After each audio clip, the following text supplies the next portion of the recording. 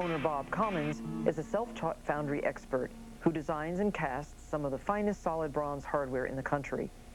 This is the story of how an idea became an opportunity, which in turn became a business. As a carpenter, Bob became obsessed with the poor quality hardware he installed in custom-made homes.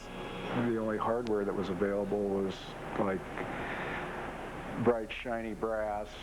It just didn't go with the look of the homes up here. They're more rustic. There's more timber frame and log, and there's some really neat architecture that has gone into this whole valley.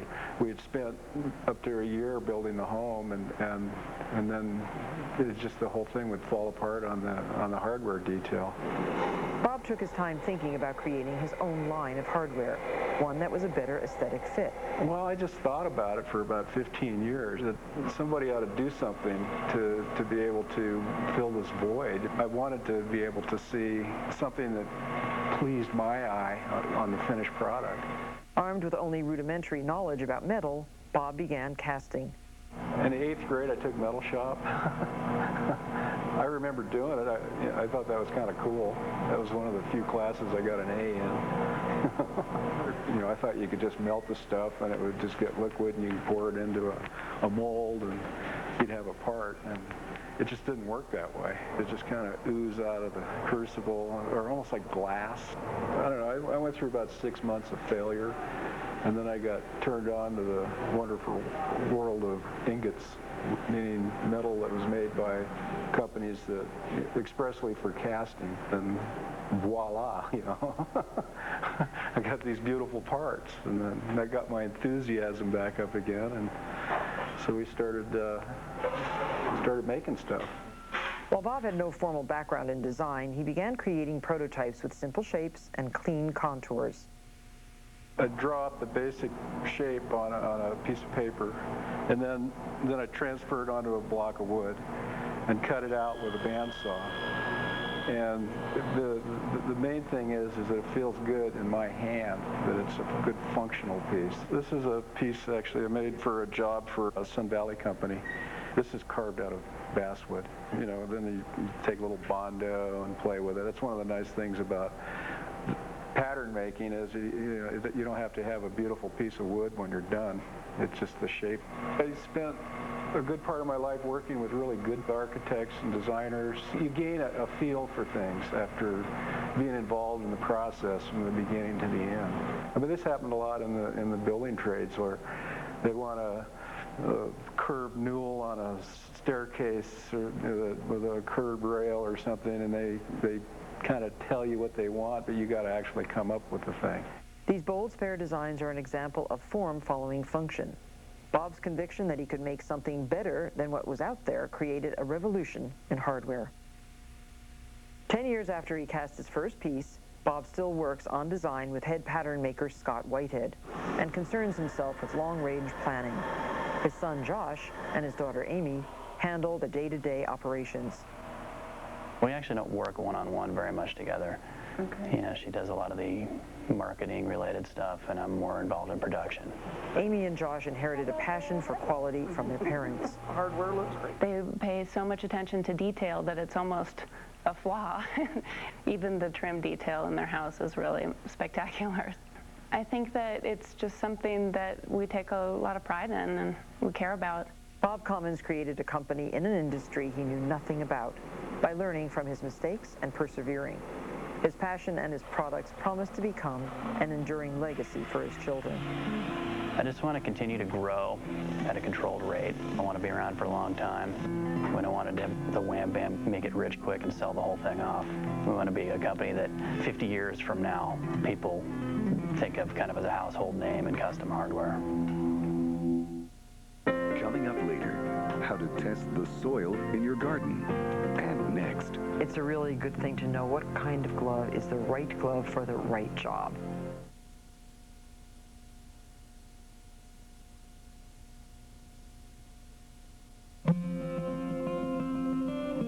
Sun Valley Bronze in Bellevue, Idaho is a true American success story. carpenter Bob Commons decided that he could design and make better hardware than what was available in the market. So he became a self-taught foundry expert and began designing bold, strong pieces out of solid bronze. 10 years and 34 employees later, Sun Valley Bronze offers hundreds of catalog and custom items. Bob oversees manufacturing and design. His daughter Amy handles marketing, and his son Josh works in operations. The thing about my dad when he was creating patterns in the beginning is that his focus was really on the touch, the feel of the piece when he was making it. You can feel your hands moving over the piece and you watch it change, and that was something that I kind of connected with because that was what I wanted to do also. We use white bronze and silicon bronze. The silicon bronze is a statuary grade. It's the type that you would use if you were casting art pieces. It's got the highest content of copper in it. And the white bronze is a nickel alloy of bronze that was originally invented for the Navy because they were sick of their nickel-plated brass peeling. So it's the same color all the way through. The high copper content gives a warm, almost pinkish tone to pieces finished in shades ranging from reddish brown to dark chocolate. The nickel in the white bronze creates silvery tones that glow through much darker finishes. About 60% of their production is catalog pieces, available throughout the country. The other 40% is custom-made. There's so much custom stuff going on these days that there's not even hardware available for some of the stuff that's being designed by architects and designers, and we're able to make hardware for anything. Like all artisans, they enjoy the challenge of designing something truly unique, like this arched strap hinge. The arch is in New York, we're in Idaho, so we have a template that we have to match it to, and hopefully it follows perfectly. It's one thing to make it decorative, but to make it actually structural. You know, I mean, this is a door that we're estimating to be close to 1,000 pounds. Head pattern maker Scott Whitehead used the door template to create a three-dimensional model of the hinge. Most patterns are then turned into match plates for production. Each half of the mold is rammed with a sandy mixture. All the channels at which the metal flows through into the parts is already molded into the sand, and then this right here is the portion where you would cut a hole through the sand for the metal to actually flow through. It's water, sand, and bentonite clay. If you press your finger into the sand, pour bronze into that indentation, you'll see your fingerprints because it's really fine grain. Ramming is actually the act of packing the sand. Each mold is rammed in a two-part aluminum flask. The workers separate the flasks and remove the match plate. They then reassemble the flasks, which now have a cavity waiting to be filled with molten bronze. One-of-a-kind pieces like this hinge require different equipment and techniques. In this particular case, I actually had to make a custom flask out of steel channel, and being that it's arched, it has to be extra wide too, to fit the whole thing in. We have to use a forklift to split the two halves of the flask apart because we have over a ton of sand just in this one mold. In hand ramming, the craftsmen have to carve the gating, which allows the metal to flow into the actual part. And they have to find the right place in which to cut the sprue, which is where the bronze is poured in. An induction furnace heats the bronze to 2,250 degrees in 8 minutes. And that's quite a bit above the melting point. It's losing hundreds of degrees per second as soon as you shut the thing off. So you have to get it hot enough to the point where it's liquid enough to get into the molds and fill completely before it chills. It's done on a pouring shank, and it's lifted with an overhead hoist. It's really an accurate process, because it's out there about 3.5 feet from you, and there's a little spout, and you just pour. And it's difficult to do. It's kind of like pouring a pot of coffee from about 3 feet in the air, and hitting a little hole. After cooling overnight, the piece is removed. It then goes through a laborious finishing process. It goes through a lot of hands before it goes out the door.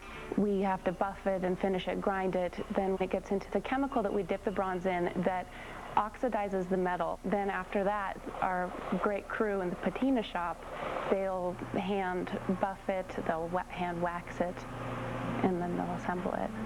We're so critical when it comes to finishing that we will take a lever, and when we're buffing it and polishing it, if there's even a little hairline scratch, it will be sent back.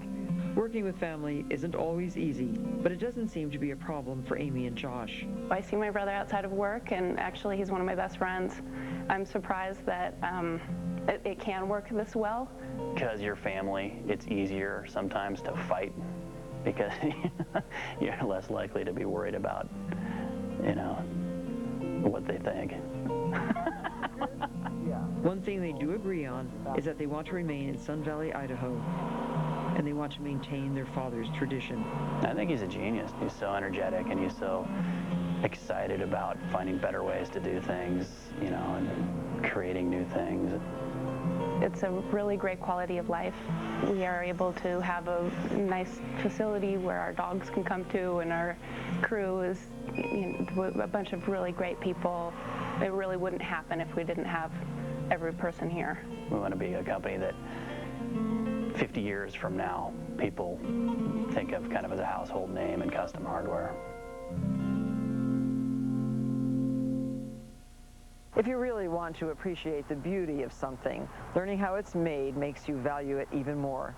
Thanks for watching, and we'll see you tomorrow.